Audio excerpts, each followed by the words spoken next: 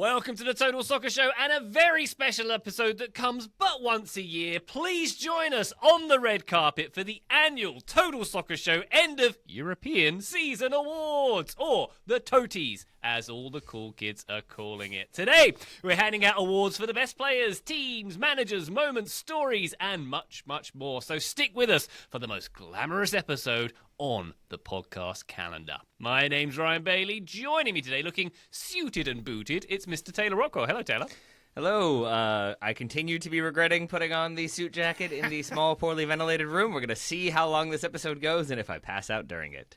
There is a certain level of decorum expected of an award show podcast, Taylor, and we have all stepped up. We're all jacketed. We're all looking good. If you're watching on YouTube, you will know that Taylor does look like he's either going to break into the Blues Brothers or get his neuralizer out. It looks wonderful. Maybe good. Both. Why not both? Yeah. We need a sequel to the terrible sequel. Let's make it happen. Look out for Carrie Fisher with that rocket launcher, Taylor. I do feel like I'm on a mission from God to award awards to Liverpool. Well, more on that very shortly. Graham Ruthven's here. Hello, Graham. Looking sharp.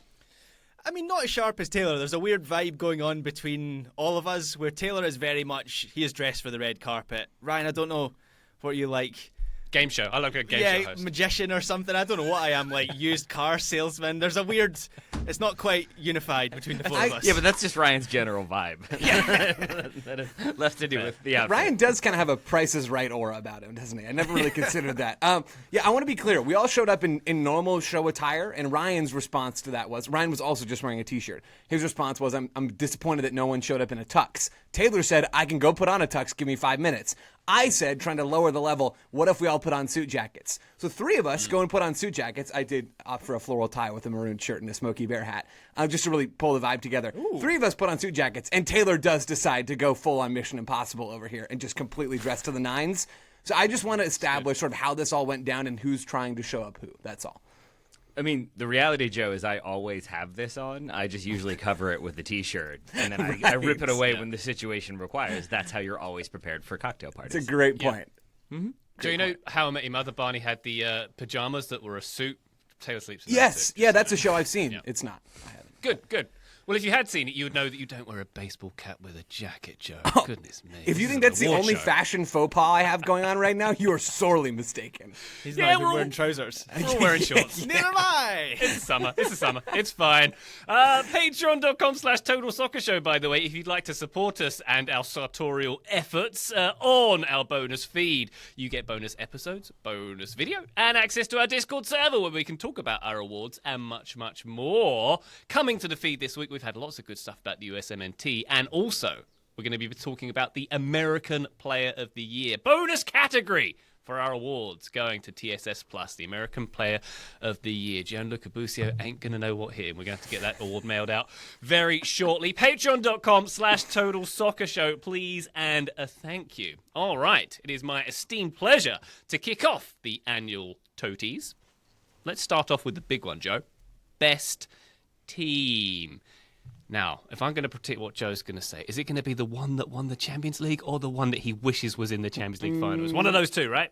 Both are on my nominees list. I have 4 teams on my nominees list that I think have a legitimate argument. But the argument, I think, is most legitimate when it comes to PSG, who win the Champions League. They obviously walk away with Liga, which doesn't earn you a lot of respect in my book, given the lack of competition throughout that league. But PSG, with how especially they played after the league phase, the phasing phase part 3 of the Champions League, with how dominant they were moving through the winter, adding Kvaratskhelia to that attack, I think helps this team. And with how impressive they were in the Champions League as we got through the knockout rounds, that they go through the path that they did, taking down Liverpool in a really, really impressive series. They moved through all the way to the final. And I can't get that performance out of my mind. And I think part of that is because it wasn't, yes, it was out of left field. To win a Champions League final 5-0 was not something that anybody expects. If there was going to be a team to do it this year, I think we all would have said that team is PSG. Best expected goal differential per 90 minutes among teams in the top 5 leagues in Europe. So that's 96 teams. And among those 96 teams across those big 5 leagues in Europe, they were the only team that was in the top 3 of those 96 clubs for expected goals for and expected goals allowed. Absolutely elite attack, elite defensive play. We saw that in multiple competitions, and they win the most important club trophy on the planet. Sorry, Club World Cup PSG's my pick. Yeah, All right. I don't think there's any doubt that they're the best team in the world at the moment. Joe, if only there was a world championship they could win to prove that fact in the next few weeks. FIFA should maybe get on that idea. But they are. They're the most complete team. And Taylor, I think it was you that asked on our Champions League final episode, like where do they evolve next? And I kind of struggled to give you anything besides maybe a goalkeeper who's potentially better with his feet. And that's because you go through each part of this team and everything is just functioning so well. Every player has a clear idea of their role. And even the centre-forward role, where for a normal team maybe you'd say, okay, get an orthodox centre-forward. Well, that would be the antithesis of what makes this PSG team so good, which is the fluidity, the interchangeability, having Dembele in that role. So, yeah, they are clearly, in my opinion, and I've held this opinion for a while, even before the Champions League final, they are the best team in the world. They also seem like the team that is least capable of switching it off. Like, I don't think they can show up, which is a strange thing to say about a team that breezed through Ligue 1 the way they did. But I don't think they can just kind of show up and not play their style, which is why I think at the Club World Cup they will still be a fun team to watch, because even if it is a relatively meaningless competition, except with a lot of money at the end, I still think they're going to show up with a point to prove and kind of continue on from where we left them, and I think they'll continue on next season as well. They were my answer also. Yeah. Joe, who are the other three teams in your tier 1, your 4? Because I've got 3. I'm interested who your 4th is that I haven't thought of. Yeah, I'm guessing it's Bayern Munich that is not on your list. Okay. I think Bayern, we didn't spend a whole lot of time talking about them this year, and I guess I don't fully know the reason for that. But we talked about Barcelona and Liverpool, who are the other teams in that, I think, top tier, with PSG as the pretty clear number 1. But Bayern were excellent for a lot of this year, maybe a little bit more defensively flawed at times than a team like Liverpool or a team like PSG. But they were dominant in the Bundesliga. They put together an impressive Champions League run, only to be scuttled by the team that would go on to be in the final. I don't think this season was anything to be ashamed of if you're Bayern Munich. They didn't have the European success that I think would catapult them into being an obvious pick in the top 4, but they were excellent this year. I think got back to being the Bayern Munich that we know they tend to be after that blip from last year. Joe, my argument remains. It is a lack of a relative lack of Americans in the Bundesliga and with Bayern Munich, so you don't have as much interest on that front. You still have some Americans, but not as many. Combined with the lack of challengers to Bayern, most of the teams in that pack sort of fell off this season. Bayern did their usual thing and comfortably got through. So I equate it with how we didn't talk about a lot of PSG's domestic football, but did focus in on them in the Champions League. So I think that's why, because I share your estimations of Bayern, your thoughts on Bayern, and I'd also say that I was very questionable / critical of Vincent Kompany in that appointment, and here they are winning the Bundesliga. He's won 2 league titles now, so I guess I should give a little bit of credit, even if I still don't feel like he is the solution for Bayern long term. They still did plenty of good stuff this season. My thing with Bayern in the Champions League is just they kind of fell apart as soon as they ran into a team that was on their level. The counterpoint to that is they were decimated by injuries for that tie against Inter Milan, so we didn't really get a true gauge of their level in that tie. But we can only judge teams on what we saw on the pitch and what actually happened rather than what might have happened in games. So they don't quite make it into my tier 1. Just very quickly, I want to make sure that we put some respect on Liverpool's name, because obviously they drop off after that PSG game, but they ran PSG closer than any other team in this competition by quite a distance. Arsenal got close, but it still felt like PSG had them held at arm's length. Arsenal beat them, didn't they? Over 2 legs. I mean, yes, sure, over one in one leg, yes. But it was a shootout, right? They beat them in the groups? They beat them in the groups? That the phase doesn't count. They were still building at that. Put some point. Respect on the phasing. I actually had forgotten about that game. 2-0, right? Arsenal beat them in the league phase. So I take your point, Ryan. But Liverpool were like a couple penalties away from knocking PSG out of this competition before they even got going, really, in the knockout rounds.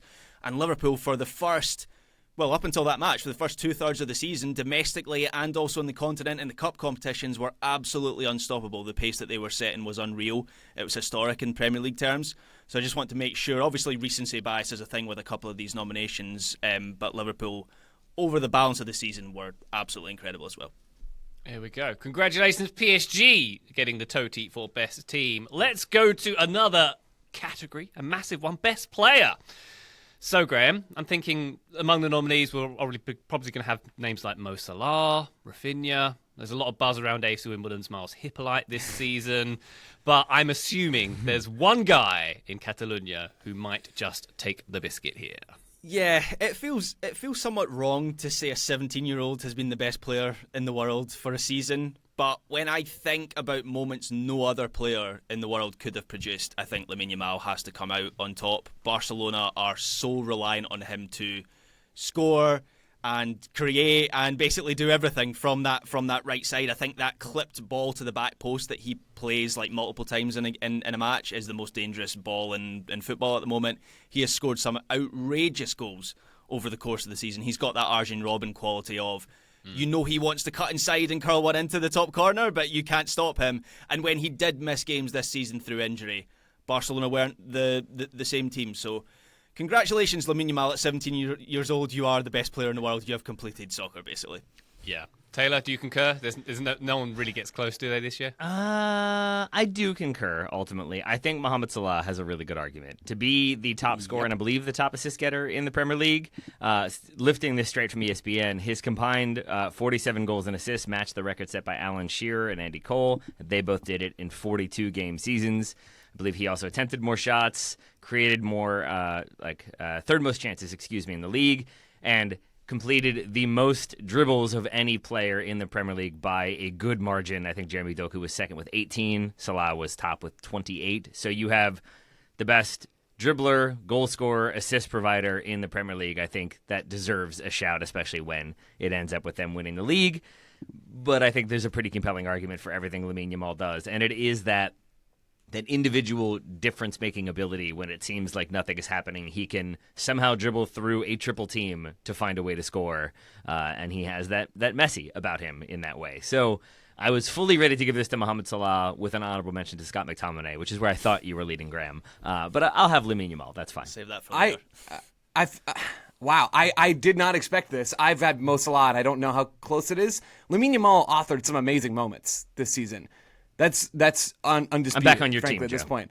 Mo Mohamed Salah Salah had more than double. Maybe this is like me being way too of a proper football man and like needing to be more of a watch the game and don't just look at the stats kind of guy. But Mo Salah had more than double Lamine Yamal's goal contributions in a harder league, and his team accomplished something more impressive this season in their league play. 47 goal contributions from Mo Salah, which assists and penalty goals, not all the way there. Even if you strip out his 9 penalty goals this season, Mo Salah, he still leads every player in Europe's Big 5 leagues, including players in Liga, where there is a larger disparity from top to bottom. Mo Salah still leads every single player across those 96 clubs in goal contributions. He started all 38 games in the Premier League for Liverpool this season. All 38 games. That's wild to me. He played over 800 UCL minutes in the Champions League this year. The guy was insanely durable. He was wildly effective on the field in a more difficult context to be those things than Lamine Yamal. I don't know when this Mo Salah decline is coming. It sure wasn't this year. And I do have a lot of respect for Lamine Yamal. I think we have massively undersold Rafinha's importance to that team. I do think Lamine Yamal is a better player than Rafinha. And I do not think that our discussion about him being the next Messi was hyperbolic whatsoever. I think Lamine Yamal is an incredible player. I think he had a fantastic season. He was instrumental to everything that Barcelona did. Those are easy arguments to make. Rafinha had basically just as good of a season where he is contributing more goals, slightly fewer assists on that left side, and his chance creation numbers are a little bit lower. Emphasis on a little. He's also getting slightly fewer touches, but only slightly. So, Graham, I hear your argument about how instrumental he was to that team. I completely agree. But I think what Mo Salah did this year was more impressive. The age argument is the only one that I see for Lamine Yamal, but that's not what this is about. Salah was on course for the most productive Premier League season in history, and he did drop off a little bit towards the end, but his numbers are still absolutely insane. So he's absolutely on my list. He's right there as my number 2. I just come back to that, what I said about Lamine Yamal, a player who does things that I think nobody else in the world can do. And I count Rafinha in that. Like, his numbers are insane, but Rafinha, the way that Barcelona plays, tends to have that little bit more of separation where he's in open space. Whereas Lamine Yamal tends to have like 3 players around him, and he has to dribble around them and then bend one into the top corner. I remember there was an Athletic piece by, I can't quite remember who it was by, I don't think it was by Michael Cox, but I found it very interesting about where Lamine Yamal was taking shots. Do you remember whoever wrote this article had the line about the Steph Curry of football? Do you remember I mentioned that on a show once? Lamine Yamal is setting a new precedent in terms of where you can shoot from and realistically score. I don't think anyone else can do that, because Salah also has that Arjen Robben quality of cutting inside and not being able to stop him, but he tends to do it like 5 to 10 yards closer to goal. And so, yeah, I stand by my Lamine Yamal suggestion. I think he is just on the eye test, and maybe that's not the way to do it. Maybe I should be looking more at the numbers. You put all these players side by side, like Lamine Yamal is the most freakish of the lot. It's interesting that one of those players was redefining soccer and the other one was scoring 3 times as many goals as the other guy. And that's not even a slight at your pick for Lamine Yamal, which I think is defensible. It just also might be helpful sometimes to shoot closer to the goal. That's all. It's Joe's highest praise, Graham. To refer to his selection as defensible. Yeah, it is. It's defensible. Yamal is trying to score that goal. I think, is it twice in the last few weeks where he's had that really acute angle and he's hit the bar, or he's like, no. Yeah, he's trying to score that one as well. He keeps trying that one. So that's quite close range, but it's outrageous all the same. Can I put forward a left field candidate that I'm not realistically putting ahead of these two guys, but I think it's had an outrageous season, deserves some form of respect? Is Vitinha? Nope, not. I'm saving it. I'm saving it for later, Ryan. I think he is. Oh, this is where Joe's going to jump down my throat again here. I think he is the best midfielder in the world right now. He's awesome. Yes, I'm not even going to argue with you on that, Graham. But I put him ahead of Pedri. I think Pedri's ceiling is higher, but right now Vitinha he's outrageous right now, Vitinha. He is everywhere. He does everything. I watched the Portugal-Germany match last night, and in a different team, he was just the same player. And there was a moment where he's out. Germany think Ryan, you were watching this game last night. Yep. Germany think he's wasting time out by the corner flag, and he just nutmegs a couple of the Germans, and he's away. He is ridiculous. And I know people have sort of put Ousmane Dembele forward as the star of this PSG team, the kind of Ballon d'Or player. I'd have Vitinha as the player of the year from PSG. So I'm putting his name forward here. There you go. All right. Well, I think we're agreed that the best player, though, if you look at Lamine Yamal's Wikipedia page, I'm sure someone has updated the honours section that he's got a Totti for 2024-25. Congratulations, Mr. Yamal, there. Let's get in one more category before we take a break. Best breakthrough player. Now, this one is a broad church, I think, in terms of how the hosts choose to interpret what constitutes a breakthrough player, Taylor. Mm-hmm. But who would you have as your nominee? I will give you my nominee in a moment. I will say I was like trying in my head to make a compelling argument for the answer being Ousmane Dembele, as insane as that sounds, for how long he has played and for how many clubs. But this was the first year I feel like he reached that level that we thought he could reach and really broke through as a next-level player, a potential Ballon d'Or winner, and sort of the key figure for that PSG attack in a way that always felt like was more so, everyone else is left, so it's kind of his team by default. And there were moments when he would reach really high levels, but then it kind of felt like he never kind of kicked on from there and never became the figure. And it does seem like that is who he is for this PSG team. But given that he has been a professional for quite some time, I'm going with a player that has only been a professional for 4 seasons now, right? That's breaking through. Sure. It's Desiree Doué for me because of just what he does in the Champions League final combined with how important of a figure he was for PSG. That Barcola ends up sitting because it's Doué, Dembele, and Kvaradona is pretty noteworthy to me. And we're talking about a player who is still very young despite having made as many professional appearances as he has at the age of 20 years old. I think he's just now 20. But he has 2 seasons with Rennes in Ligue 1 where he plays 26 matches and 31 matches respectively. He has 0 the season before that, but I guess he turns pro in 2021, 2022. But those are all sort of like great individual seasons culminating in a 50 million euro move to PSG. It's odd to say that a player has to make that move and then play a great season to break through. But I think that he has become, if not a household name, he is much more of a name than he was at the beginning of this season. He is an incredibly important part of a team that just won the treble, including the Champions League. I think he will continue to be an incredibly important part of them and every other team that he participates in going forward. So this feels like the season in which he broke out as a world-class player. He was top of my list as well, Taylor. And you're absolutely right. Like, it depends how you're defining this. Like, he, as you say, had a €50 million transfer last summer, so I don't know if that counts as a breakthrough player. But last summer, he was in the Xavi Simons category of not entirely sure how to pronounce his name. Like, we'd seen it written. He was a football manager wonder kid. I always used to sign him in that game. But he wasn't someone that we were overly familiar with. And now it's like watching Neymar being back, and he's scoring a couple of goals in the Champions League final, and he's just getting better and better with almost every match that he's playing. So yeah, Dewey is my breakthrough player as well. Yeah. Only been playing for 4 seasons, but of course he had in 1994 the single "You Gotta Be Bad, You Gotta Be Bold, You Gotta Be Wise." Joe, That's a reference. It's been around a while. Joe, Oh, yeah. getting that one? Dude, that's my ringtone. How'd you know? Nice. Yeah. You've got a ringtone. Yeah, right.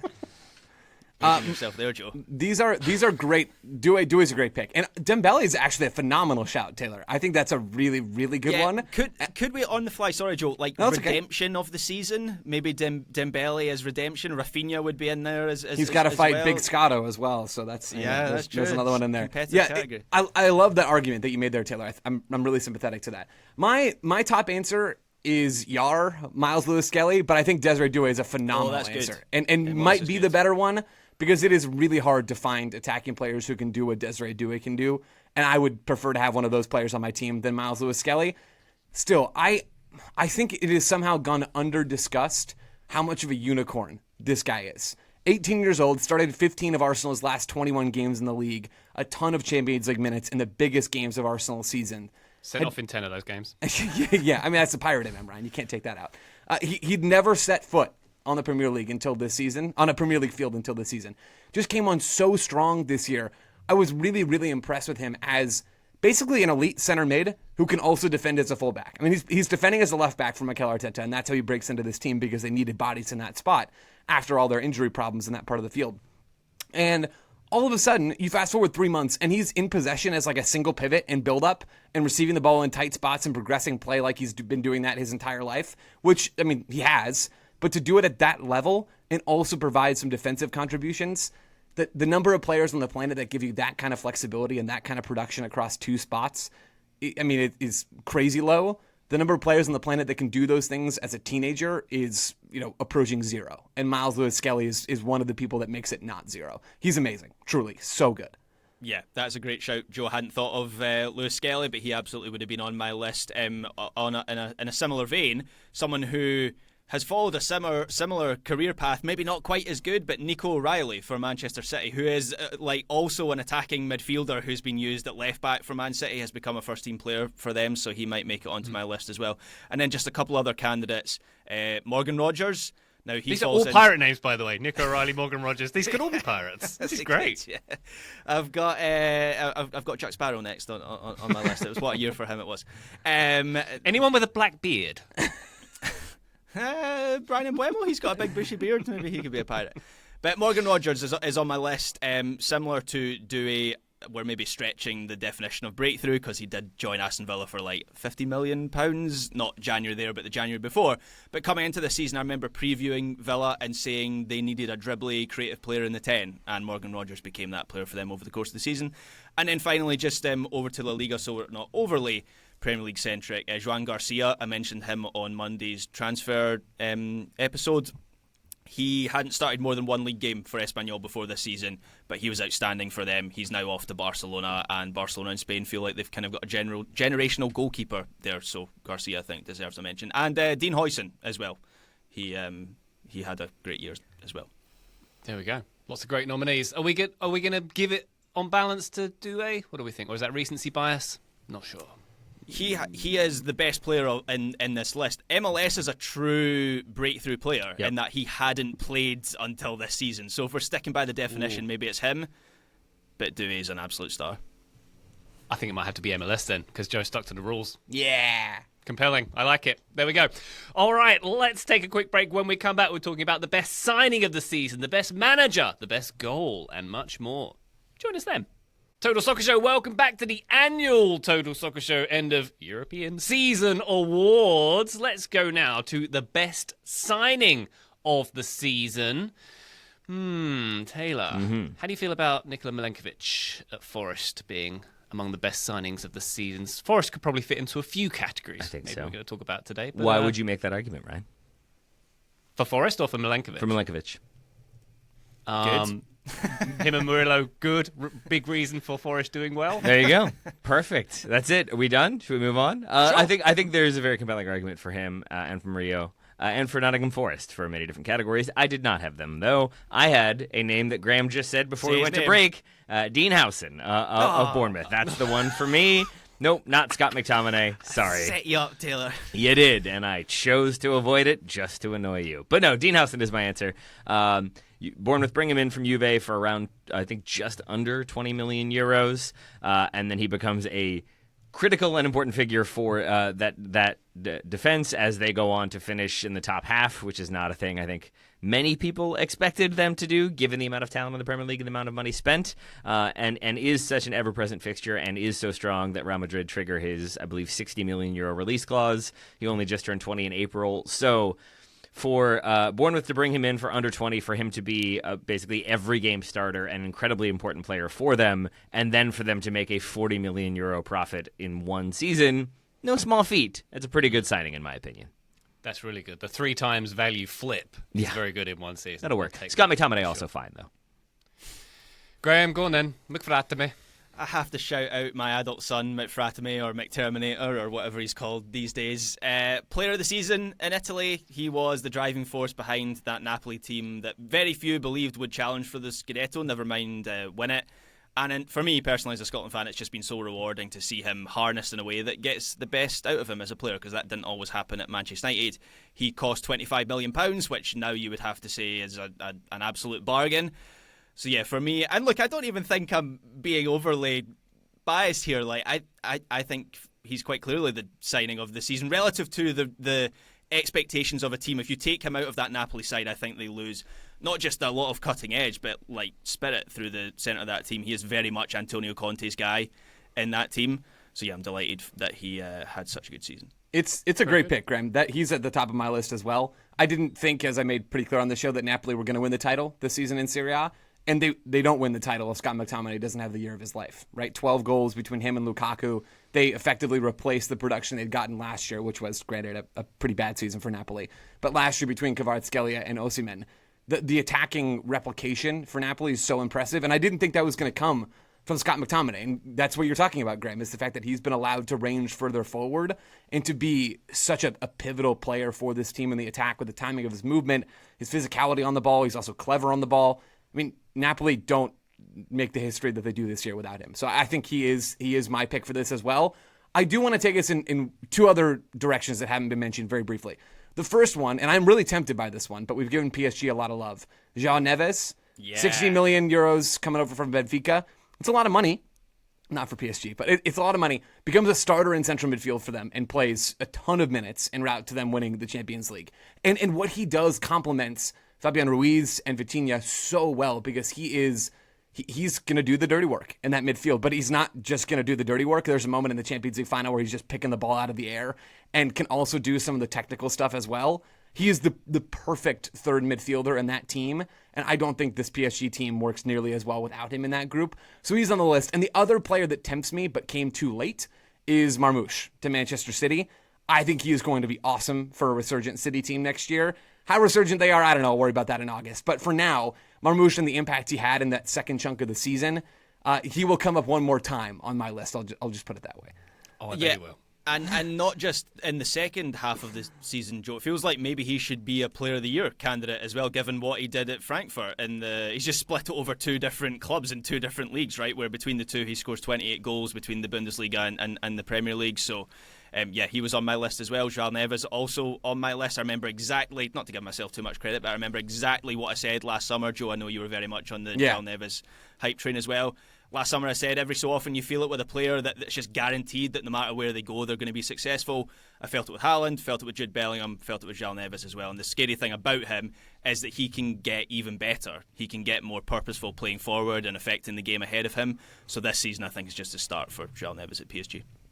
Very good stuff indeed. Some very good candidates for best signing. Let's please, Graham. Let's give it McTominay, shall we? Yes. I think that's the right thing to do here. Next category: most league titles won. Kvaratskhelia with 2. Next category: best manager. Best manager. Joe, what are we thinking here? Maybe, if I'm going to go back on the Nottingham Forest train, Nuno, possibly, for getting a team who are expected to circle the drain to climb high in the Premier League. I suppose Lucho has to be in the conversation naturally as well. Yeah. Nuno's a tricky one for me because what did he do? Tell Chris Wood to finish better, and they're defense to defend harder. I don't know. I've asked the wrong guy about managers. Yeah. That's on you. That's completely Why have accurate. you done Right. this to us, Ryan? I gotta be honest. I have a four-person short list, and I really struggle to go in any particular direction. So I'm gonna go with one that I don't think is quite right, but that I feel like doesn't get quite enough credit. So Lucho is on my list. The fact that he guided this transition into the post-Mbappe era so well. He's got incredible buy-in from this team, a clear, clever system. There's a lot to like about Lucho. Arne Slot's on my list, although I was higher than the rest of this crew as far as like what Liverpool would do this season. I didn't think there was that much work to do, and Slot, I think, maintained things fairly well. But I do have some appreciation for what he's done. Andoni Iraola is on my list because of what Bournemouth had done this season. We give the Premier League a lot of love on this show, and that's because it is the European league that we spend the most time watching. But it is also so hard to do what Bournemouth did this season, to be as high up in the table as they were for so long, to still finish top half. In a league like that is very difficult, and Iraola, I think, did an excellent job on the defensive side with creating a team that was unique in the Premier League and really difficult to play against. But the man I'm going with is Simone Inzaghi, because I love this Inter team. I've said that all throughout the season. I've said this in the past. To get the oldest team in the Champions League to the Champions League final, to get the oldest team, one of the oldest teams in Europe, all the way into the title race in Serie A at the exact same time is wildly difficult. For them to play the soccer that they do, nobody else in Europe plays quite like them. That gives them a genuine advantage when you look at how flexible they are between their possession play and their more defensive-oriented counter-attacking play. I think the fact that they can put on both of those masks and they could be the second best team or the second furthest advancing team in both of their main competitions this year, I just really respect it. And so I think when you look at this group of managers that I've named, the one who has done the most with the least of this bunch in terms of the success, I think Inzaghi is my pick. Do I feel great about it? No, not really, but do I think he deserves some credit? Yes, I do. What did he win this year, Joe? Remind me. Big fat Joe's contract from Al love. Hilal. Yes, my love. That's right. That's all you need. That's all you need. All it took Taylor, for what do you think? Lucho to maybe win this category was to be running a club owned by a nation. So that's pretty impressive, right? With the highest wage bill in European Way football. to go, Mention that man! yet, We should give him a pat on the back. Nice job. Yeah. So, I mean, I do think Lucho deserves his flowers for getting PSG to finally make sense, to play coherent football, to have everybody on board with the manager's vision being the way that club operates. But I'm not giving it to Lucho because I'm giving it to Antonio Conte. Yep. Because Napoli, the past season, 10th in Serie A, 52 points. And if you told me that team is going to need a new manager, but also lose Osimhen, also lose Kvardana midway through the year, I would have thought, okay, they're fully rebuilding, they are retooling, they're not going to be competitive. And when you tell me like Lukaku comes in as the Osimhen replacement, I'm sort of like, okay, that feels very much like rebuilding. And yet, Antonio Conte does Antonio Conte things. He gets the buy-in. He gets the system simplified. He gets everybody sort of understanding their instructions and their responsibilities. And you get an incredibly cohesive team in which you also see elevated performances from, say, who's that Scottish guy you like, Graham? Oh, Billy Gilmore or Scott McTominay, whichever one. Yeah. So, Anguissa looks as strong as ever, if not stronger as a player. Lobotka was excellent through the midfield. Buongiorno, is that your favorite player of all time, Graham? Buongiorno, certainly There to we go. say. And you have to do the hand gesture as well. Yeah, I apologize. So I think for Antonio Conte taking over that Napoli team that seemed so dysfunctional, had three different managers last season, and they go to win the Scudetto, it's him for me. Yeah, Napoli very quickly became a reflection of him as a coach. Yeah. They lose the opening game of the season. Who was that against? Verona. I think it was Verona. Yeah. Or It was maybe 3-0. Verona, right? Yeah, they lose 3-0. I remember the scoreline. And I remember talking about that game on the show and thinking, well, this is not going to go so well for Conte. And then the next game that they play, it's like, oh, and there's an Antonio Conte team. And some of it is intangible, right? Like, I'm not entirely sure how he achieves it. But Conte teams have this relentless drive. We saw that down the stretch where Napoli are grinding out results. They're difficult to play against. Maybe they don't score the most goals. Maybe they're not the most entertaining. But their difference makers are reliable. And that's like the Antonio Conte thing. He has success everywhere he goes, apart from Tottenham Hotspur. And so, yeah, he's top of my list for this category. Very good. All right, let's give it Conte. I think that makes the most sense for best manager. Congratulations, Antonio, who is staying on at Napoli, by the way. Seems to have made amends with the owner at Napoli. So good stuff for them, and KDB coming as well. Well, that that was the gonna big gift that arrived on his doorstep to keep him sweet. There you go, KDB. I hope you enjoyed your ketchup while you had it. Best goal.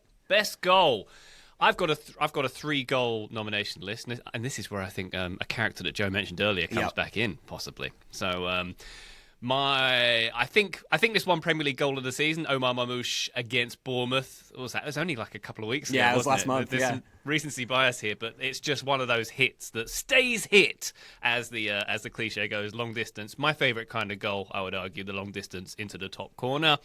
My other 2 nominees are Declan Rice against Real Madrid, Which the one? first one. And my other nominee is Declan Rice against Real Madrid, the other one. I can't decide between the two. I can't remember, where did we land with this? The first one is more technically impressive, but the second one is more aesthetically pleasing? Is that where we landed, I think? Yeah, because the first one was the one that bent round, Yeah, Roberto Carlos had the bend on it, but the second one, technically, as you say, was... Well, aesthetically, he just smashes it in the top corner from about 25 yards out. Embarrassingly for me, there was one that I was like, it's definitely this one that's better because that's the one that I remember like very vividly. That's the one that will stand the test of time, and obviously I cannot remember which one it was. I think I now come around to the first one being the superior of the two because of that bend, because it's so unexpected. And if you watch it again, I believe Courtois also doesn't really do anything wrong. Like maybe you could argue you got to put one more person in the wall. Maybe he's got to set up a little bit closer, but he is moving in the right direction before the ball is struck. It's just that perfectly struck with that much bend. The second one is lovely as well, but there's a little bit of Arsenal's wall like moving out of the way at the last second to create that clear sort of shooting lane that is also going to contest the view of the goalkeeper. So there's like other factors to it a little bit, whereas the first one for Rice, it's just a beautiful feat of goal-scoring precision. Yeah. The second one, it's got more narrative because it came so quickly after the first one, and it was just that's the one laugh where out loud. Odegaard has like his hands on his heads on his head, and so I think that might be my favourite one, even if the first one is better, if that makes any sense. Okay. Joe, any other nominees for goals? Are you going to go for Marmoush? Marmoush is so tempting to me. If I'm going for the pure act of the goal itself, I'm going with the Omar Marmoush goal. You can tell it's a great goal when the fans at the stadium are oohing and eyeing on each and every replay of the goal on the video board, and they just saw it like seconds ago. They saw it in person, and they're so moved by it that every time they show it, you still get the oohs. The City crowd legit oohs 3 times after that goal goes in on every single replay. It's awesome. If you go back and watch the minute after the goal, it's an all-timer from Marmoush. I think it's like 32 yards out by my back of the napkin math. And it whips and dips underneath the bar. It's a delightful goal. If you're going just for the action of the goal, I would pick the Marmoush goal. If you're going for the moment intertwined with the goal, I feel like it's the Lamine Yamal goal against Inter in the first leg of that Champions League semifinal. That's one of the ones that I think has already sort of been referenced on this show, where he spins around on the right wing, drives inside, cuts right, cuts left, scores with his left to the far post, and it's out of nothing. And Barcelona are already trailing in this moment, and it sort of was the moment that made me realize, oh, this two-legged tie might be one of the best we'll ever see. And it was. And that is, whether or not I'll actually remember it, I'm going to say I'll remember it. That's the moment from the tie I feel like I will remember. Although, again, to tease, I've got something else on that coming up shortly. Yeah, I kind of forgotten about that, or not forgotten about it, Joe, but when I'm doing this research, I hadn't made my list, but that absolutely should be in there. I've kind of I could go any which way with goal of the season, to be honest. You could convince me on any of the ones that we've talked about already. We've not talked about John Duran versus Everton. He also scored a belter against Bayern Munich where he lobs Manuel Neuer. But I don't know if any of you guys remember this goal against Everton. It's the one where it's kind of, he hits it, I think, with his left foot and it's swerving away from the goal. So it's Jordan Pickford in goal for Everton. He just has absolutely no chance. And it's like 30 yards out from goal, so far out. And it was in that period where he was coming off the bench and just scoring every single time for Aston Villa. So John Duran, I think, is possibly just about my pick. But I've also got the Marcus Thuram backheel flick against Barcelona is on there. Yeah. Yes. Another Inter player, I've got the Lautaro Martinez goal away to Bayern Munich, where it's just also quick and they come down the left side, and then there's a little backheel flick from this time again from Thuram, to set up Martinez, and then the finish is like high into the roof of the net. I've got Julian Alvarez in the Grand Derby against Real Madrid with a bender to the back post, and then this happened about a month ago. Anthony against Espanyol in the last minute was an absolute cracker as well. It was it's not just the bend on it, it's the dip. It's like a missile. It comes down into the top corner. So that's on my list too. Yeah, that's very good. Che Adams scored from the halfway line. Was it Che Adams this season? If he did, I don't. That's remiss of me not to remember that. I'm sure for Torino he scored from the halfway line. But maybe it doesn't count in this category. Taylor, any others? No, those are my three. The two Declan Rice and then Marcus Thuram. I think I give it to the first Declan Rice free kick. But the Thuram Billy Baldwin goal is supreme as well. Very good. The best Baldwin, as we know. No, that's why it's not a full Cruyff. So it's like it's like 3/4 half as good as Cruyff maybe is the half Cruyff, and so half as good as Alec Baldwin is William Baldwin. Okay. Yeah. That makes complete sense. Very totally. Yes, we did establish that on feed, of course. I'm not sure we can call this one between the four of us. Why don't we do a little poll on our Discord, and the Discorders can decide the best goal of the season there. That's a good cop-out for me having to pick one from this list. How many random, I can't believe you guys didn't mention this one from the J League. No, but that's what I want because that's what I want because this is the one that I feel the worst about. This is the one where my research always lets me down. There's always a better goal. I think the Marmoush one might legit be hard to top. There's going to be a few chiasy in-box finishes, right? Like a weird volley. There was, I don't know if it was Trossard or who it was this season that has some crazy near post flick that then chips up to the far post and goes in.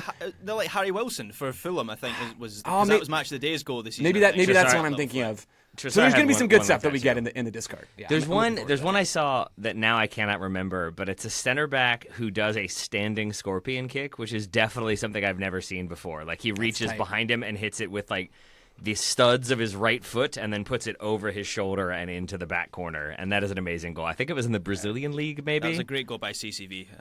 There we go. That's the one. That's who did it. Yes. That was Austin Trusty, actually. Yep. Sorry. Mm-hmm. Very good. Best non-goal moment. This is another broad category. Graham's got a little smile on his face. What's he thinking? I've got a smile on my face because I'm going to cheat here. I absolutely know what my moment of the season is. It's a goal, but I still think it counts because it's not the goal itself that makes the moment, it's the moment. Right? Is it? Yeah. Can I guess? Was it an overhead kick? Was it on the last day of the season? Yes, it was. Is it that one? No, it's not that. What was that? What am I thinking? I'm thinking of Scott McTominay winning. Me too. No. It's not that. It's not that moment. It is James Tarkowski's equaliser with the last kick of the final Merseyside derby at Goodison Park. It's a good goal. It's a volley, but it's not the goal that makes it the moment of the season for me. It's the fact that it's basically the last kick of the ball in the final Merseyside derby of the season. All those fans crowding the pitch in the corner. It's at the Gladys Street end. If you wrote that in a script for a film, you'd say it's too on the nose, it's too unrealistic. But it actually happened, and that is the moment of the season that I will remember most vividly, easily. That's great. This category is called Best Non-Goal Moment. You had an opportunity to file that under Best Goal, Graham, so you're disqualified. Sorry. Okay. It's a moral victory, though. Yes, you make a very good point. That was an excellent moment indeed, with the context of Everton and Goodison Park. Joe, best non-goal moment. Don't pick a goal. Yeah, the Napoli celebrations after that moment from Scotto, I thought would be higher. They're on my honorable mentions list.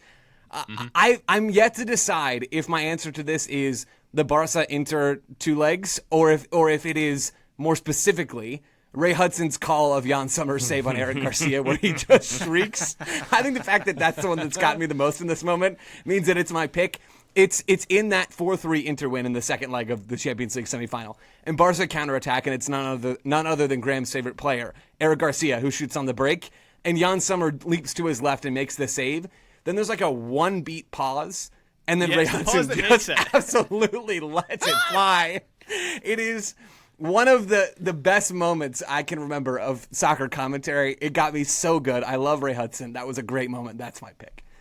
Do we think he was so stunned that it took a minute? Was it just the delay? Was he not sure that they weren't going to get a third chance and then score? Why do you think there's that delay, Joe, if you had Because I think he's doing a Jim Carrey reaction. It takes him a second to... It's the inhale. Maybe the arms flail before the lips move, I think, yeah. I believe he does commentary from Miami. He probably just looked down and there was a gator and an iguana having a fight or something, and that was what he noticed. And then he was like, that's a metaphor I'm going to infuse into my commentary. Whenever he's talking about Messi, a gator fighting after an iguana. The gators deliver DoorDash in Florida, Graham. Well, their labour laws are loose, so... Got to put them to use somehow. There you go. And it arrives on fan boats, I imagine. Excellent stuff. Taylor, any other non-goal moments to consider? Oh, yeah. I think, I'm glad you said moments, plural, because I think I'm lumping all this together, but I think for me, like the year of the trophyless winning trophies is how I will kind of remember this season. So I made this into sort of favorite moment, I guess, or favorite aspect of the season. And I think Newcastle winning their first silverware in a very long time, Crystal Palace winning the FA Cup, their first silverware since the 60s, I think, Tottenham winning the Europa League, painful as it was for me. Even Liverpool winning another league title, I think like I throw that in there, especially with the celebrations with their supporters when they managed to pull it off. You have Stuttgart with the DFB Pokal in Germany, Bologna with the Coppa Italia in Italy. So it felt like getting to see fan bases that don't always have like their reason to celebrate is finishing 7th or finishing 9th and staying in the Bundesliga or staying in Serie A or staying in the Premier League. I think that so many teams had such strong seasons where they ended with silverware, and seeing what that meant to their supporters. The Crystal Palace one especially, I think, to see Palace supporters at Wembley losing their minds. And I think that then made me even more excited, Ryan, for you to have the possibility to do that when AFC Wimbledon end up winning in Wembley. So I think all of that kind of connected together and made for a very memorable season. Yeah, there was a stretch of about 10 days where it felt like a generational thing was happening every day. In particular, I think it was 2 Saturdays ago, I just sat by the TV and I watched Sunderland win the playoffs, I watched Aberdeen win the Scottish Cup, I watched Arsenal win the Women's Champions League, Tottenham had won the Europa League like 2 days before. So I know there were just incredible scenes after each of these victories. So that was going to be my cumulative nomination, Taylor, if Ryan had disqualified me for my It's too late. For a goal being my non-goal moment of the season. Well, actually, we're editing this comment now. It's too late now. No. You're done on this category, Graham, unfortunately. But I like that, Taylor. What should we call it? The best non-goal moment is the underdog victories for the season. Perhaps we'll give it collectively to that. I like that very much. Yeah. Very good. All right, let's take one more quick break. When we come back, we've got a few more categories. The most surprising story of the season, the best kit, Graham's back in the game, and the best, funniest poophousery moments of the season. Do join us then. Total Soccer Show, welcome back to the annual Total Soccer Show end of European Season Awards. A few more categories to go through. Let's, Taylor, go to most surprising story of the season. And my obvious nominee, I'm sorry to say it, is the plight of 2 clubs in the Premier League, Manchester United and Tottenham, who basically finished how they would have if the league was alphabetical. Yeah, I mean, I think that's a fair one to argue. Although I would say, if you told me, like, maybe I would have thought Chelsea had another implosion in them. But like, it's Manchester United imploding and having a bunch of players that don't want to play. It feels a little right. It feels sort of like on brand for them of late. And Tottenham, Not surprised then. I think I did have Tottenham finishing 3rd this year, so that is maybe a larger surprise. Weirdly, they were not on my list. The 3 that I did have in order of 3 to 1. Number 3 would be the lack of a drop off on a slot. I thought we would definitely see some sort of growing pains, some stumbling from Liverpool. I thought even if they started strong, they would have like a rough October or a rough November. But they stayed pretty strong. They stayed pretty strong as a team. I think they're gonna add plenty of talent this summer, even with the departure of Trent Alexander-Arnold, and I think they will continue to be a very strong team next season in the Premier League. So I did, for the amount of drop-off I expected from them, have a bit of surprise. In terms of an underperforming team, I actually had Man City as my second one because they have just been such a machine for so long. For them to have such a lengthy period in which they kept losing and drawing games in a way that just felt surreal. It felt very strange to have a Manchester derby in which it felt like either team truly could win that one. I haven't felt that way in a very long time about those games. And I think that is representative of a very odd season for City in which they have new players come in. It felt like they didn't ever really get their squad right. It felt like Pep was still trying to balance things, and you had front office departures. And so I think their sort of slide in form and how their lack of consistency, which we always see them put together at some point, really stood out. And I think the most surprising story in the end was Nottingham Forest righting the ship and then some. The way they did it was significantly impressive. They avoided relegation last season by 6 points, I think. They were 17th in the table, 9 wins, 9 draws, 20 losses, 49 goals for and 67 against, and that felt for all the world like a team that were just thrown together and like hoping that you could make something happen with all of their different player acquisitions, and it felt for all the world like they were going to be in that relegation battle this season. And yet they finish up having very narrowly missed out on the Champions League. They end up in the Europa Conference League, which I think they will probably be fine with. Certainly would have been fine with at the beginning of the season. I think are only maybe slightly bummed about because of where they were heading into those final weeks. But more wins, more draws, significantly more goals, and like 21 fewer goals against. That makes for an incredibly strong season, a great response by Nuno's club, and I think Nuno does deserve some credit, though not maximum credit. That goes to Antonio Conte. Great nomination. Like that a lot. Joe? Yeah, I've got Premier League weirdness as my runner-up to all of this, and that encapsulates a lot of what Taylor said. This was a bizarre season of the Premier League. Man City crumbling, Forest mentioned, Bournemouth having the season they did, Man United and Tottenham being even worse than we kind of thought or feared they might be. But my top answer to this is Ajax blowing the title. 125th season for Ajax. Yay, really cool, momentous occasion. They were en route to the title, 9-point lead with 5 matches to go. Then they failed to win 4 straight games, and PSV passed them over, and the season is over. And there is devastation in and around Ajax. Like the scenes after they lose the title, players absolutely despondent, pushing cameras away, like face down on the ground level stuff. The odds of that happening in the way it did were so incredibly low. It felt like this was going to be the year that Ajax came back and reestablished themselves. And it was until it wasn't. And the wildly improbable comeback and fall from PSV and Arsenal, PSV and Ajax, respectively, that tops my list. All right. Graham, what surprised you? Ajax is a good shout. Didn't have them on my list, but would have had them on there if I'd remembered them. I've got 3 suggestions. 2 have already been mentioned. Man City's collapse. There was a period in the season where it was almost like gymnasts get the yips. And like they just can't do anything. It felt like there was like a 3-week period where Man City, it felt like they could play anyone and they were going to lose that game, which was completely including Manchester United. That's what I'm saying. Yeah, and Manchester United were another team on my list just because if I think about that category title, most surprising story, I don't think I ever Nottingham Forest have had a great season, but they finished 7th. Could I envisage a season where they finished 7th? Yeah, I could. Could I envisage a season where Man United are genuinely, you're talking about them in potential relegation trouble for a couple of weeks of the season, and as bad as they've been since Ferguson, you look through their league finishes, it's 7th, 4th, 5th, 6th, 2nd, 6th, 3rd, 2nd, 6th, 3rd, 8th. Like it felt like there was, because of their money, because of their wealth, there was like a floor for them. And this season, they just completely fell through that floor in a way that has made me kind of reconsider everything about that club. But then my final suggestion, who hasn't been mentioned, it's not a team, it's an individual, is Rafinha. We don't have a redemption of the season, a redemption arc of the season category, so I'm going to make this my redemption of the season category. I can't remember a player having a single season turnaround like Rafinha has had. Barcelona wanted him gone.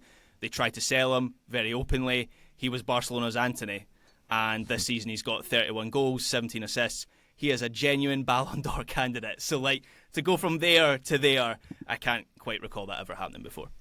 Could you argue on a certain scale that Weston McKennie did the same thing, given that his future at Juve last summer and now he's a Ballon d'Or candidate? Yeah, and now he's not the same scale, but he is shown his utility very much. Certainly not the same scale. I give Weston his flowers for turning around his Juve career, but it doesn't quite make it into this category for me. It doesn't feel like you're giving him his flowers. I've sent them already. They're in the mail. If he wins Club World Cup, though, then Ballon d'Or coming his way. Oh no, Gianni's going to make it so that the winner, whoever the star player is of this tournament, is going to get the Ballon d'Or, isn't he? That's what's going to happen here. And who's going to present it, Graham? It's going to be that guy, isn't it? Yeah. The guy in the Panini album. Yeah. He's so shiny. Have we got consensus on a surprising story here? It feels like the general Premier League weirdness came out on top a lot. Yeah, let's do that. Very good. Signed and sealed. Couple more categories. Graham, this one's all on you. Best kit of the season. I will accept any nominees except Southampton away, the pink and yellow, which I think is the most disgraceful kit that's ever graced the league. I will add before you go, I have one ready to go in the studio chat that I'm going to send. If you mention it, I'm gonna send it when you mention it. If you don't, then I'm excited to share it. But I hope it ends up on your list. Okay, so I've got a few suggestions. My number one is Ajax didn't win the Eredivisie title, but they did win my heart with their 125th anniversary shirt, the long sleeve one, classic kind of Ajax jersey. It's got the 3 X's, I think, is like the emblem of Amsterdam. Amsterdam, yeah. Yeah, so I absolutely love that shirt, and I bought it for way too much money because I felt it was going to sell out quickly, and it did. So that's my number one. How much did you pay? I'm not telling you. I'll keep that for the But it does have Ruthven on the back, right? in Dutch. Or yeah. Graminho? That one. Yes. Van der Ruthven. Van der Ruthven. That's Van der Graham, who I think was Erik ten Hag's assistant for a couple of seasons. Anyway, a couple honourable mentions. Juventus, their third shirt with the kind of horse logo. It looks like the French kit from a few years ago, that kind of like navy, could be a polo but isn't a polo, but then has like the old school logo and the old school Adidas logo as well, right? Yes, the trefoil. I'm into that one. Yeah, so that's on my list. I thought Barcelona's away shirt was really nice, the black one with the kind of, what do you call that again? Iridescent, is that the word? Iridescent sort of features.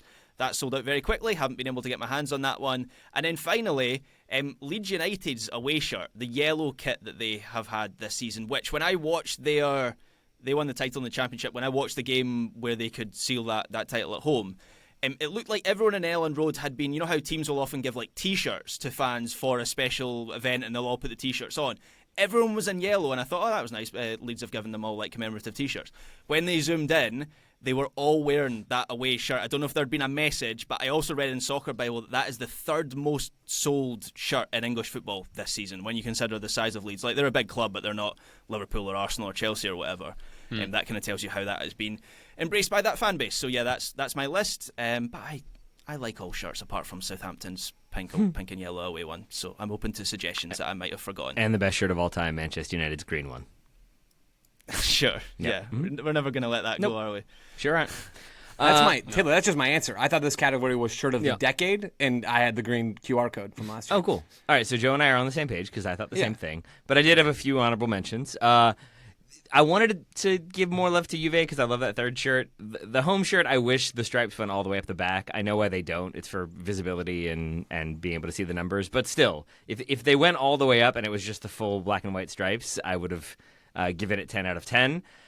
Their shirt for next season is going to get significantly lower marks from me. I really liked Monaco's home shirt, which has like aspects that make it very similar to that Ajax shirt that Graham was discussing, except it's got the red like sash across of it, or it's like half and half diagonal. But then they're away, kind of all like dark green blue uniform. I really like that one, the combination thereof. I think that they all also wear super high socks, which is a look that I tend to enjoy. So I appreciate that from Monaco. And then here is my random nomination that definitely came from me Googling best kits of the season. I had not heard of Latina Calcio until this moment, a third division club in Italy who had kits inspired by the Odyssey by Homer. And they are some wild looking kits. I am very into them. I enjoy the model who has like the leather Greek skirt. That all from to go Graham with it. is the sound of his bank account just losing 200 euros. I hadn't seen this before. Latino Calcio, right? Or Calcio, third division club. Yeah, I like this a lot. The guy modeling this as well, is the O could have been for him. He's the most handsome guy I've ever seen in my life. He's a very good looking man. Graham, do you need the mock sword that he's holding as well to pull this look off, and the leather cuffs? Yeah, no, and the cuffs. Yeah. Yeah. Wow. So that one's pretty awesome, I gotta say. Okay, that might take the biscuit. I'd forgotten about that Juve third kit, Graham. It's like I'm holding it up to the camera. It's got the horsey logo, as you say. I don't remember them wearing it, but it's beautiful. That looked very purple in your screen, though. Is it purple? No, that was the one. That was the one. You can also get it on Classic Football shirts for £40 discount. All right. now. Ooh, Hello? Graham's got an offer code, has he? I don't at very all. good. What was that? Just my Classic Football shirts. I'm just telling people because I hear all the time like shirts are really. Ryan complains about rightfully about that all the time. So you can, if you like that shirt, you can get it for a decent deal at the moment. Very good. That's a good tip. We've left out the best shirt of the season. Not technically the European season, but why have we not mentioned Real Salt Lake's away shirt that pays tribute to the grid road system of Salt Lake City? It's so unique, such a great idea. Salt Lake famously inventing the grid system. Do you remember the explanation for this? We got lectured hard in the Discord about this one because it's about the grid in relation to the Mormon temple, right? And how you can like do all directions in Salt Lake City. I think come from that, like so you know where you are in relation to that temple. So it's the grid in relation to that. I think is roughly the answer. But we definitely did a lot of mocking of the fact that they had a grid system and no other city did. It is when I don't funny. think that was the idea, but it's fine. It's fine all the same. I'm not buying the explanation, if I'm honest. You're not buying it. All right, That's fine. They can mock you in the Discourd. Very well. Bring it, Salt Lake. It's a legitimately nice looking jersey. Nice I'll try. say. Anyway, even if every US major conurbation has a grid system around which the city is organised. Do we have any consensus? Latina Couch Show? Should we give it then? I think that's the right why one. not? Yeah, let's do it. Very good. We are running long here, listen, but we've got one last category, arguably the most important category of the Toties. Funniest moment, which can include moments of poop housery. A few nominations from me. Relatively recent one, Jamie Vardy doing what he booked. Yeah, well, he's done a few things, hasn't he? With Is that what you're referee. thinking of? Is it something else? Blowing the referee's whistle. That's the right answer. I hadn't Is thought of that- that. The blowing the Yeah. referee's whistle. That is the funniest moment of the season. But I discount it a bit because he was arguably trying to No, stop he the wasn't. wasn't. I'm arguing that he wasn't. No, he was not. He was definitely like, here's a hilarious moment. I had port before the game. Let me blow that Another one I very much enjoyed. I'm pretty sure it was this season. It seems like forever ago. Was it when Erling Haaland threw the ball at the back of Gabriel's head at Arsenal Man City? That was. But great. I then think he sprinted avoided away the so fine. fast that Gabriel, like, because he had he pulls his shirt over his head in frustration, right? And then Haaland hits him in the back of the head with the ball, so he pulls his shirt down and doesn't know who did it. So you can see him be angry, but he doesn't know who to be angry at. So he just gets even angrier at nothing. It's great. My nomination overall though, and this one is another one which could have happened a million years ago. There was a Chelsea Forest game near the start of the season where there was a brawl, and Cole Palmer sat down on the field and watched it rather than getting involved. So, because Cole Palmer's my favourite player, possibly favourite person in the world, so that's why I guess. So my vote. Fighting. He is my nomination for just like collectively the funniest moment of the season. The sitting down during the brawl, the Chippy Chips interview, the trophy in the shorts. Yep. Yeah. Graham, I watched a clip last night where I don't know where it's from, but he's having a date. It looks like with a partner, and a waiter comes along and brings the food down, and he's like, "Oh wow, this is great. Did you make this?" And the waiter's like, "No, monsieur." No way. He's a low energy Andy Dwyer from Parks and Recreation, where he Yes. doesn't seem to have any understanding of how things work. Yes. But also like is never inhibited by that in any way. Do you remember the one of him showing how he's able to go out in public? Because he like goes to carnivals and fairs and goes shopping and stuff. And he was like, "Oh, it's very simple." And he does like the little like elementary school kid thing of puts the hood up and then pulls the drawstring so it's super tight and you can only see like his nose and eyes. And but like was very seriously like it works every time. It's like this guy is the best. Yeah. I remember him sprinting through the crowd at Stamford Bridge to apparently get some shoes, That's right. rather than inviting the guy with the shoes into Stamford Bridge. But see, it's that lack of pretension that I think is so important to Cole Palmer being an enjoyable figure as opposed to somebody that I loathe. It's a fine line. Graham, it's the logic of a man who would put a trophy in his pants rather than hold it in his hand because he's got no pockets. That's the logic that's being employed there. Wow. What a guy! What a guy! He's the We'll just answer, give it right? Cole Palmer. Are we all on the same page with Cole I Palmer have one being the answer? one more nomination, but I'm fine with Please. Cole Palmer being the answer. Like I thought about this, and I think that those moments, like the Vardy one, like made me chuckle a little bit. But the one that like made me like happy for the length of two fixtures was Giuliano Simeone remembering who he is and remembering where he came from. Do you remember? I think it's the Madrid knockout round where he just goes full Diego Simeone combined with Atletico Madrid. It is clearly in his DNA in multiple ways, but just the level of housery, how often he was trying to sell contact, how often he was kicking the ball away and just leaving a foot in when he didn't need to and making contact and just trying to annoy people. But then to see his father on the touchline, it's just like, yes. It was just this like, this is my favorite thing, that he is balling out and playing really well, but also remembering who he is and where he comes from at the same time. It was the perfect blend, and it made me very, very happy for the entirety of that knockout round. I remember that, Taylor. I also remember there was a game where Atleti completely robbed Barcelona at Montjuic, like before Christmas. And you know how Simeone does the sprinting down the tunnel thing at full time? The camera catches him sprinting down the tunnel, and you can hear him cackling, laughing, and like whooping as Atleti have just stolen 3 points from Barcelona. So a couple of just a proper villain Simeone. laugh. Yeah, That rules. Oh, that makes me so happy. There we go. Can I bring just finally Johnny can I bring a Cardoso's poop new house father. moment? What? Hey, yeah. He's got that to look forward to. A poop house moment. Ryan, you mentioned the Haaland Gabriel moment with the ball into the back of the head.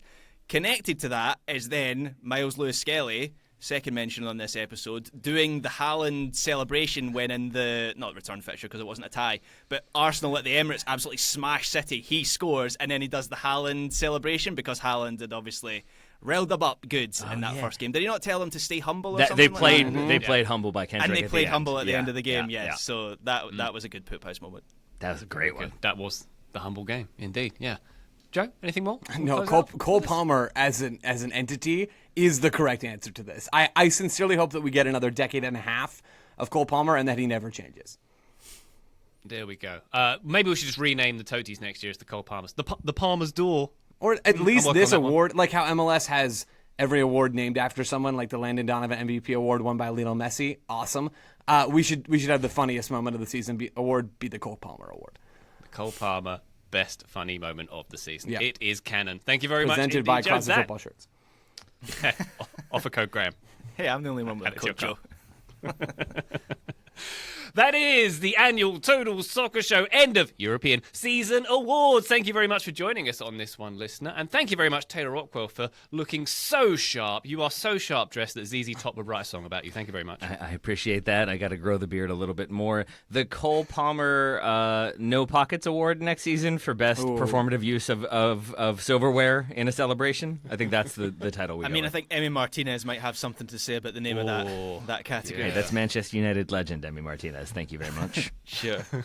Good shout. Graham Ruthven, thank you very much indeed for your nominations and your expertise. Expertise? That's insight and expertise. You won't let him say combined. thank you. Wow. Just let me say thank you, Graham, Bailey. anything more? Cheers. Graham? Sorry. Joe Lowry, thank you very much, sir. Thanks, Ryan. Thank you very much indeed, listener, for joining us on this here episode. If you enjoyed it, please stick around, like and subscribe, 5 stars in the ratings, etc. and so on. Total Soccer Show is out for another episode. Bye!